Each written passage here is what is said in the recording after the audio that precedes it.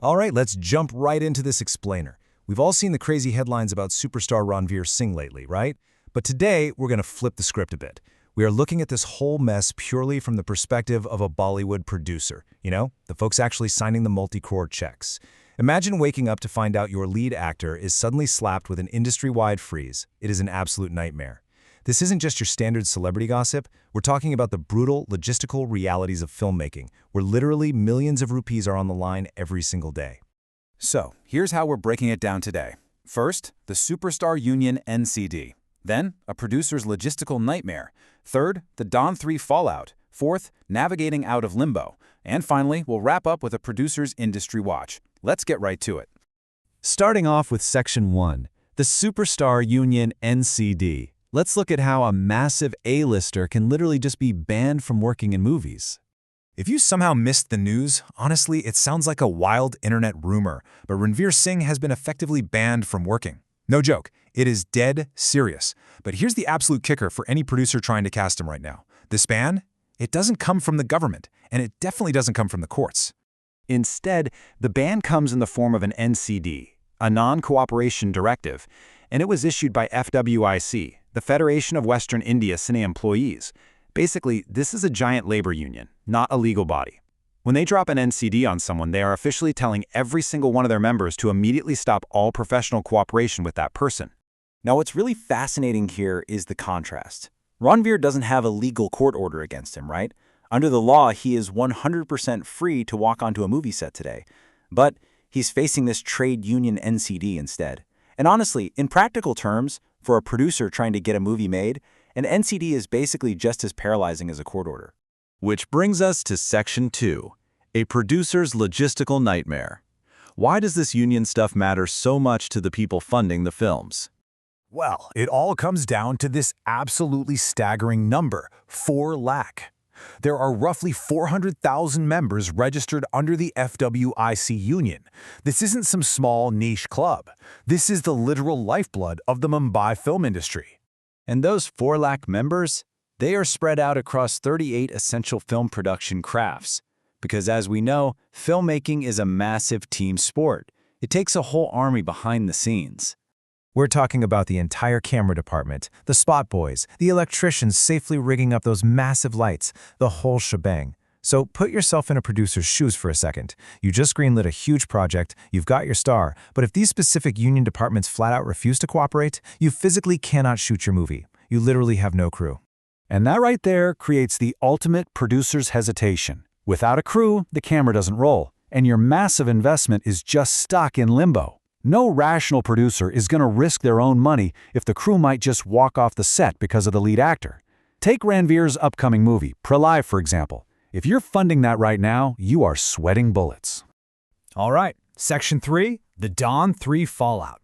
Let's trace this back to the root cause and see how a simple disagreement turns into total union warfare.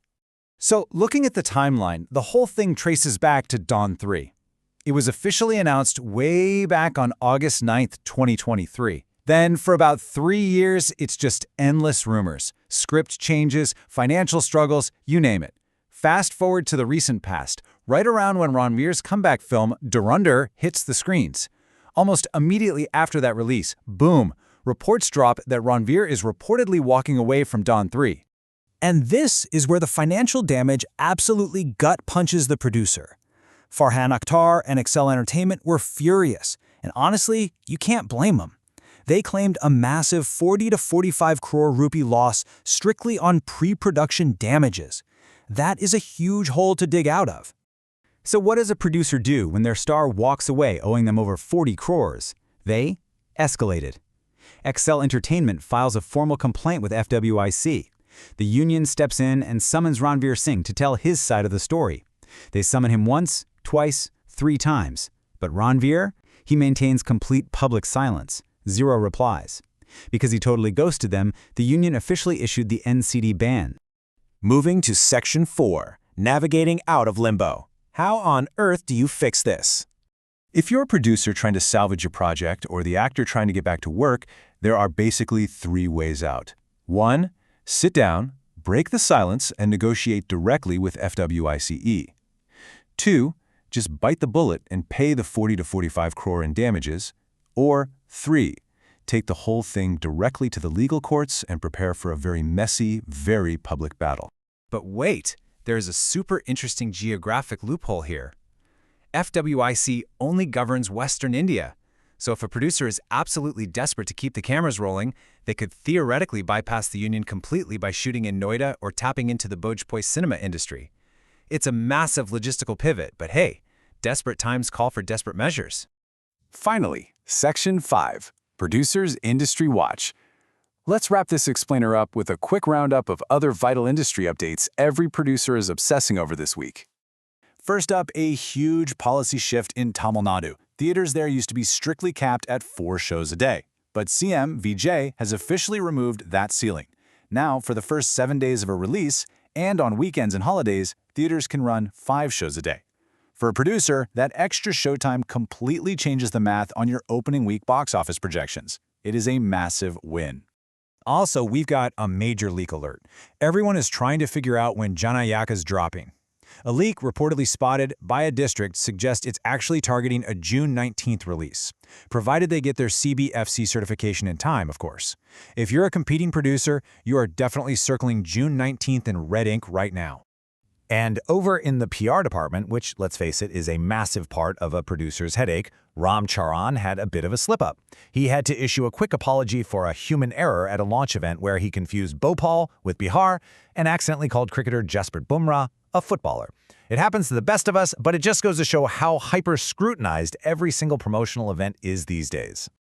To leave you with one final thought, there are reports flying around of a massive 400 crore rupee deal locked for an upcoming Ramayana movie. Just think about that scale. With budgets that astronomical, how much financial risk can today's producers truly afford to take? When a union can basically freeze your lead star overnight, who really holds the ultimate power in Bollywood? The stars, the producers, or the unions? Let that sink in. Thanks for joining this explainer, and we'll catch you next time.